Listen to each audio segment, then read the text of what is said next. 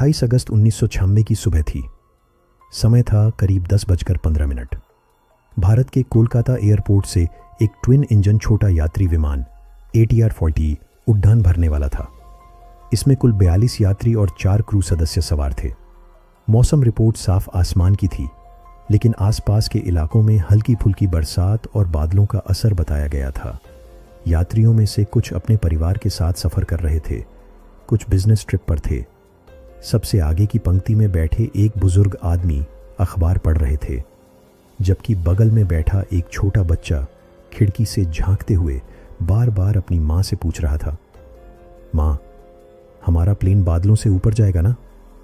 10:20 पर पायलट ने घोषणा की, लेडीज एंड जेंटलमैन, कृपया अपनी सीट बेल्ट बांध लें, हम टेक ऑफ के लिए तैयार हैं। फिर विमान धीरे धीरे रनवे पर दौड़ने लगा। इंजन की गड़गड़ाहट और रफ्तार बढ़ती गई और अचानक एक झटके के साथ विमान आसमान की ओर उठ गया। शुरुआत के 15 मिनट सब सामान्य लगे। खिड़की से बाहर सफ़ेद बादल और नीचे सिकुड़ी हुई धरती दिखाई दे रही थी।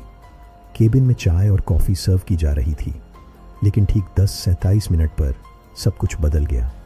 पहले हल्की सी टर्बुलेंस हुई, विमान हल्का सा हिला। यात्रियों ने मुस्कुराते हुए नजरें मिलाईं, मानो ये आम बात हो। पायलट ने भी ऐलान किया, कृपया चिंता न करें, यह सिर्फ बादलों की हलचल है। लेकिन कुछ ही देर बाद जहाज अचानक तेजी से हिलने लगा। बैग ऊपर से गिरने लगे, बच्चे जोर जोर से रोने लगे।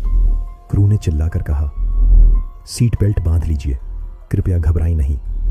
10:42 पर अचानक इंजन की एक भयानक गड़गड़ाहट सुनाई दी। बाएं इंजन में आग लग गई थी। विमान अब बेकाबू सा डगमगाने लगा।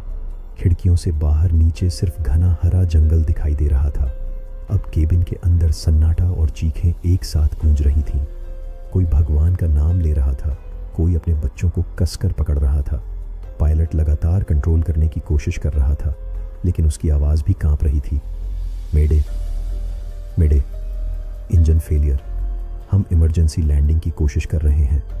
और फिर 10:45 पर विमान तेजी से नीचे गिरने लगा, हजारों फुट ऊपर से सीधा जमीन की ओर। खिड़की से बाहर दिखता जंगल और अंदर गूंजती चीखें मिलकर मौत की एक भयानक दस्तक दे रही थीं। कुछ ही सेकंड बाद सब कुछ अंधेरा हो गया। जब मैंने होश संभाला तो चारों तरफ चीखों की गूंज सुनाई दे रही थी। धुएं से भरी हवा, टूटे हुए पंख और बिखरे हुए सामान। वो जगह किसी कयामत से कम नहीं थी। मैंने अपने हाथ पांव हिलाने की कोशिश की। दर्द तो था, लेकिन मैं हिल सकता था। मेरे ठीक पास ही एक आदमी ज़मीन पर पड़ा था। उसकी आंखें खुली थीं, पर उनमें कोई हरकत नहीं थी। मैं समझ गया, वो अब कभी सांस नहीं लेगा। कहीं से एक औरत की चीख सुनाई दी, मदद करो, प्लीज़ कोई तो मदद करो। मैं लड़खड़ाता हुआ वहां पहुंचा। वो एयर होस्टेस थी। उसका पैर बुरी तरह दब गया था। मैंने किसी तरह मलबा हटाया और 2 और यात्रियों की मदद से उसे बाहर निकाला। धीरे धीरे बाकी लोग भी उठने लगे। कुछ के हाथ टूटे थे, किसी का सिर फटा था, कोई खून से लथपथ था।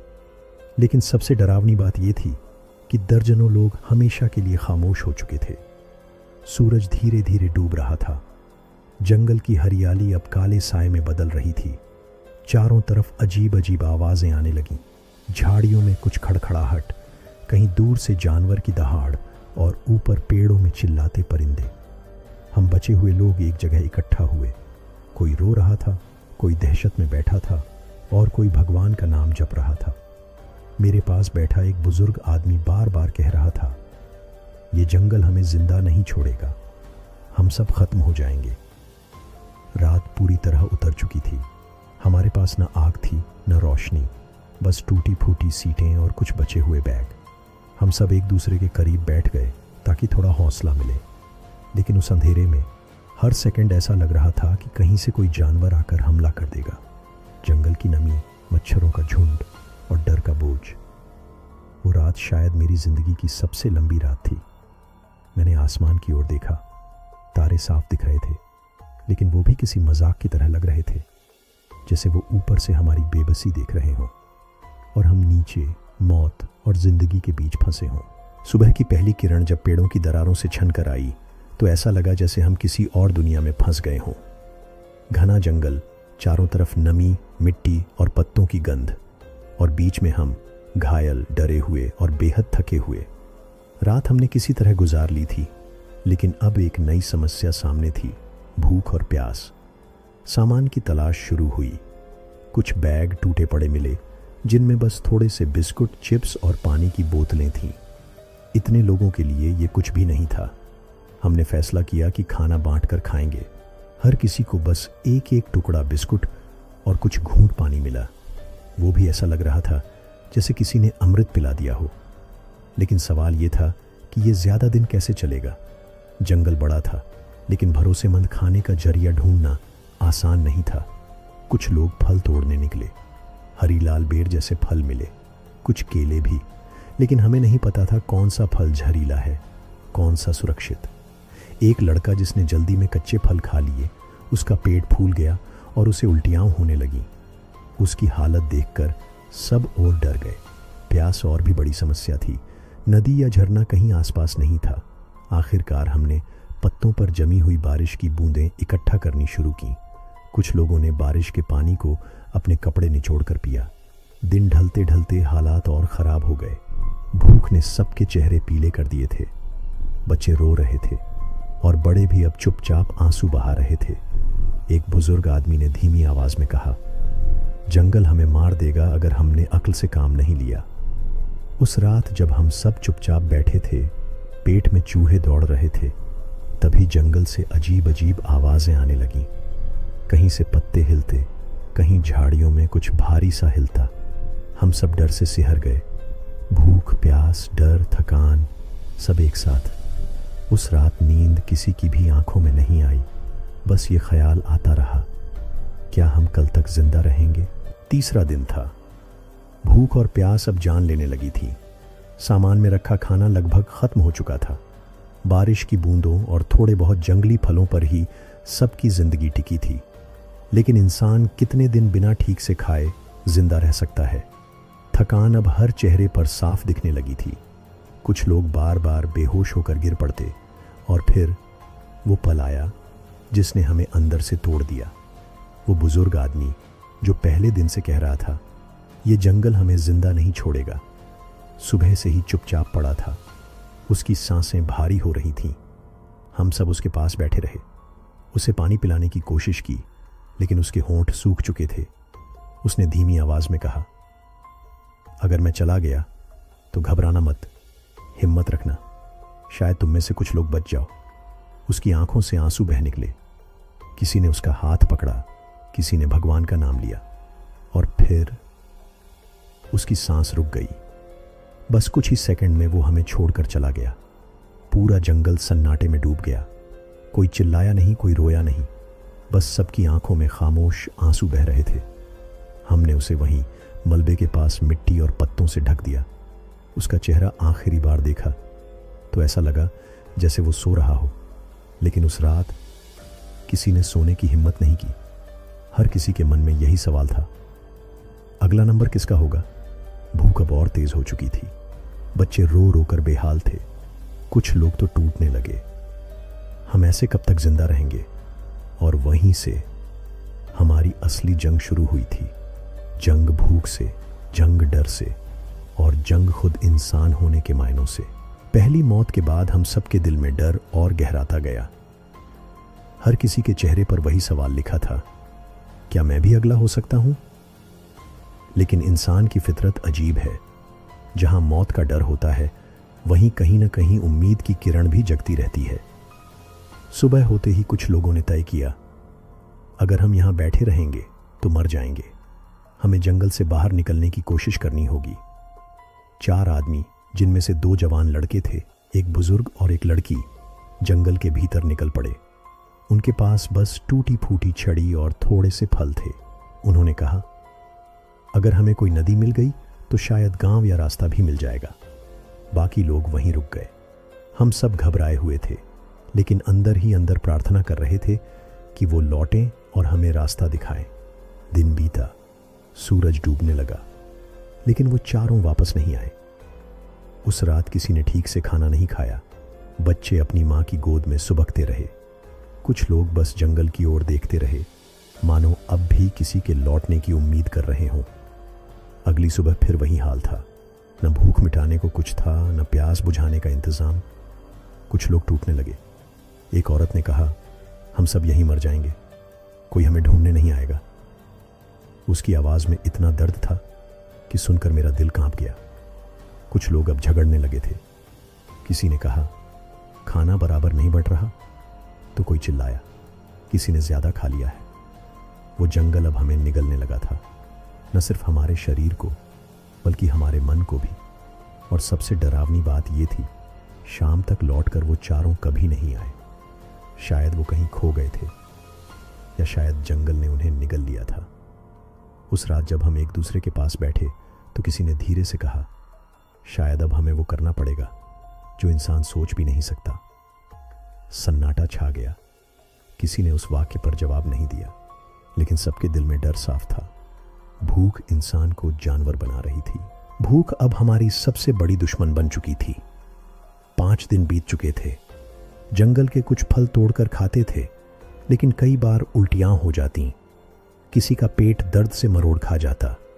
पानी के नाम पर बस पत्तों पर जमी बारिश की बूंदें। हमारे शरीर हड्डियों का ढांचा बनते जा रहे थे। चलना मुश्किल था। आंखों के सामने अंधेरा छाने लगता। बच्चे लगातार रो रहे थे और औरतें उन्हें सीने से लगाए बस चुप कराने की कोशिश कर रही थीं। और तभी एक डरावना पल आया। जिस बुजुर्ग आदमी को हमने पत्तों और मिट्टी से ढककर वहीं दफना दिया था, उसका नाम सबकी जुबान पर फिर से आने लगा। एक आदमी ने धीरे से कहा, अगर हम यूं ही बैठे रहे तो सब मर जाएंगे। भगवान ने उन्हें ले लिया है। शायद उन्होंने हमें जिंदा रखने के लिए ही बलिदान दिया हो। हम सब चौंक गए। किसी ने चिल्लाकर कहा, चुप रहो, ये पाप है। इंसान का मांस कैसे खा सकता है? लेकिन जब पेट में आग लगी हो तो इंसान सोचने की ताकत खो देता है। शाम होते होते वही बात फिर उठी। कुछ लोगों ने कहा, अगर हम नहीं खाएंगे तो हम सब अगली लाश बन जाएंगे।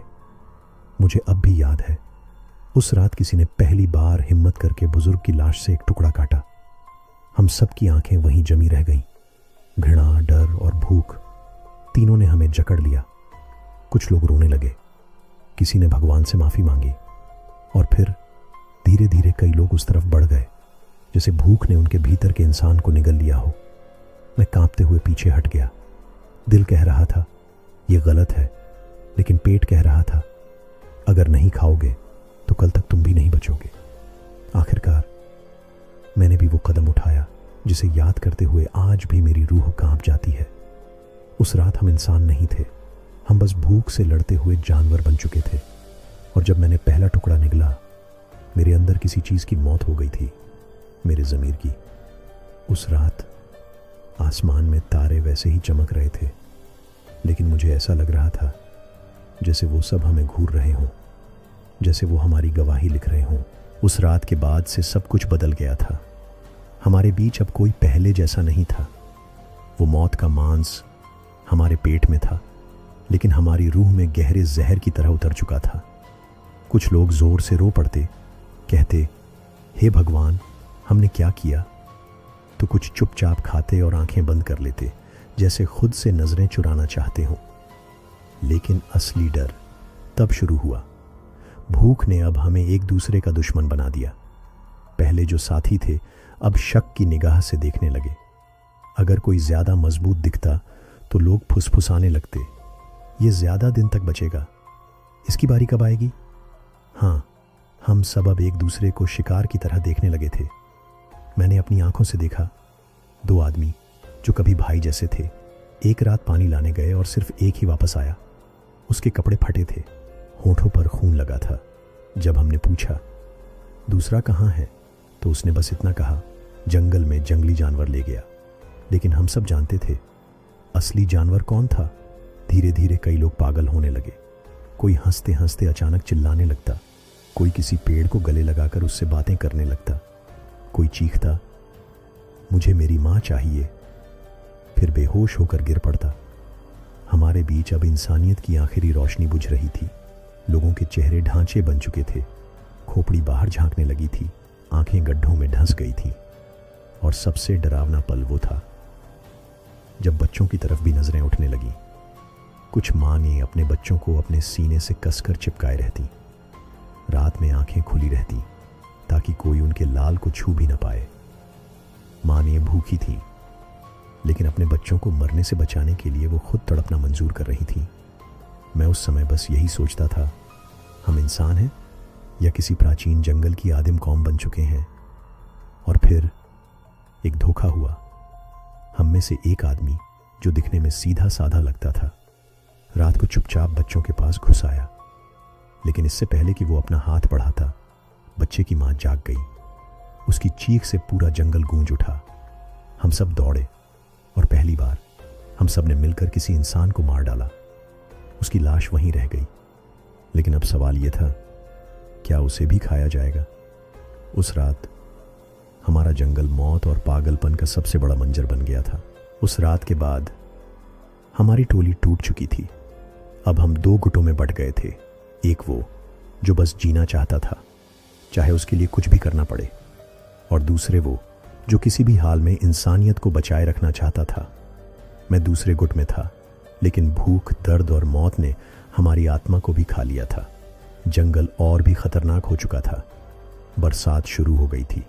हर रात बिजली कड़कती, पेड़ टूट कर गिरते, कीड़े मकोड़े हमारे घावों में घुस जाते। कुछ लोगों को बुखार हो गया और वो धीरे धीरे मरते चले गए। अब सवाल ये था, कब तक, आखिर कब तक ऐसे जीना है? तभी एक दिन हमने आसमान में हल्की सी आवाज़ सुनी। वो थी हवाई जहाज के इंजन की गड़गड़ाहट। हम सब पागलों की तरह भागे। कोई आग जलाने लगा, कोई कपड़े लहराने लगा, कोई पेड़ पर चढ़ गया। हम चिल्लाए, रोए, अपने पूरे दम से संकेत देने की कोशिश की, लेकिन वो जहाज हमारी चीखें नहीं सुन पाया। वो नीले आसमान में आता और चला जाता और हम फिर अंधेरे में गिर जाते। उस दिन कुछ लोग टूट गए। उन्होंने कहा, अब यहां से निकलने का कोई रास्ता नहीं है, हमें खुद ही कोशिश करनी होगी। तो हमने तय किया, बांस और लकड़ी से एक बेड़ा, राफ्ट बनाकर नदी के रास्ते निकलेंगे। यह आसान नहीं था। हमारे पास न औजार थे न रस्सियां। हमने बेलों और छाल का इस्तेमाल किया। हफ्तों लगे, लेकिन आखिरकार वो बेड़ा तैयार हुआ। मगर डर भी उतना ही बड़ा था, क्योंकि नदी का बहाव तेज था और उसमें मगरमच्छ और सांप भरे पड़े थे। हमारे गुट में बहस छिड़ गई। कुछ बोले, ये बेड़ा मौत का जाल है, तो कुछ बोले, यही हमारी आखिरी उम्मीद है। आखिरकार तय हुआ कि आधे लोग बेड़े पर बैठेंगे और आधे लोग पीछे रहेंगे। मैं उनमें से था जिसने नदी का रास्ता चुना। जब बेड़ा पानी में उतरा, हमारा दिल जोर जोर से धड़क रहा था। लहरें हमें डोलाती रहीं, लेकिन हम आगे बढ़ते गए। जंगल पीछे छूट रहा था। हम सब सोच रहे थे, क्या वाकई हम आज़ाद हो पाएंगे? क्या सभ्यता तक पहुंच पाएंगे? लेकिन तभी आसमान काला हो गया। बिजली कड़कने लगी। तेज बारिश ने हमें घेर लिया। बेड़ा हिलने लगा और कई लोग चीखते हुए पानी में बह गए। मैंने उन्हें पकड़ने की कोशिश की, लेकिन बहाव इतना तेज था कि कोई भी बचाया नहीं जा सका। उस रात मैं फिर अकेला रह गया। बेड़ा आधा टूट चुका था और मैं लकड़ी के एक टुकड़े को पकड़कर बस बह रहा था। मेरे कानों में सिर्फ एक आवाज गूंज रही थी, क्या ये मेरी जिंदगी का आखिरी सफर है या कोई चमत्कार होगा? मैं कई दिनों तक बहता रहा। ना खाने को कुछ था, ना पीने को। बारिश का पानी पीकर जिंदा रहा और कभी कभी मरे हुए कीड़े मकोड़े निगल लिए। मेरी देह हड्डियों का ढांचा बन चुकी थी, लेकिन शायद किस्मत मुझसे खेल रही थी। एक दिन दूर से मुझे जहाज दिखाई दिया। पहले मुझे यकीन नहीं हुआ, क्या यह सपना है? मैंने पूरी ताकत से हाथ हिलाए, चिल्लाया, लकड़ी से पानी पीटा और फिर जहाज ने मुझे देख लिया। रस्सी डाली गई, किसी ने मेरा हाथ पकड़ा और पहली बार महीनों बाद मैंने इंसानी आवाज सुनी, hold on, you are safe now. उस पल में फूट फूट कर रो पड़ा। मैं बच गया था, लेकिन सच्चाई ये थी कि मैं सिर्फ जिस्म से बचा था, रूह से नहीं। अस्पताल में मुझे साफ कपड़े दिए गए, खाना दिया गया, डॉक्टरों ने मेरा इलाज किया। लेकिन जब भी मैं प्लेट में खाना देखता, मेरे दिमाग में वही चेहरे घूम जाते, वो चेहरे जिनका मांस हमने खाया था। मेरे दोस्त, मेरे साथी। मैं हर निवाले के साथ रो पड़ता। इंटरव्यू और सवाल, जब लोग मुझसे पूछते, आपने कैसे जिंदा बचकर दिखाया, तो मैं चुप हो जाता, क्योंकि सच ये था, मैंने सिर्फ जीने के लिए जीता। उस सफ़र में मैंने इंसानियत, दोस्ती और खुदा पर यकीन सब खो दिया था। अपराध बोध। आज भी जब मैं आईने में खुद को देखता हूँ तो लगता है, क्या मैं वही इंसान हूँ जो पहले था, या फिर मैं भी उसी जंगल का हिस्सा बन चुका हूँ जहाँ इंसान इंसान को खा जाता है। अंतिम विचार, लोग मुझे सर्वाइवर कहते हैं, लेकिन सच ये है भाई, मैं सर्वाइवर नहीं बल्कि एक गुनहगार हूँ। जिंदा तो हूँ, पर हर रात उन आवाज़ों से घिरा रहता हूँ, चीखें, रोना और वो पल जब मैंने अपने ही साथियों को निगल लिया। कभी कभी लगता है काश मैं भी वहीं रह जाता, क्योंकि मौत आसान होती, पर ये जिंदगी अपराध बोध के साथ जीना सबसे बड़ी सज़ा है। वीडियो अच्छा लगा तो लाइक करो, कमेंट में अपना प्यार दो, और हाँ, हिस्ट्रीज रूट्स यूट्यूब चैनल को सब्सक्राइब करना बिल्कुल मत भूलना, क्योंकि आगे और भी मज़ेदार वीडियो आने वाले हैं।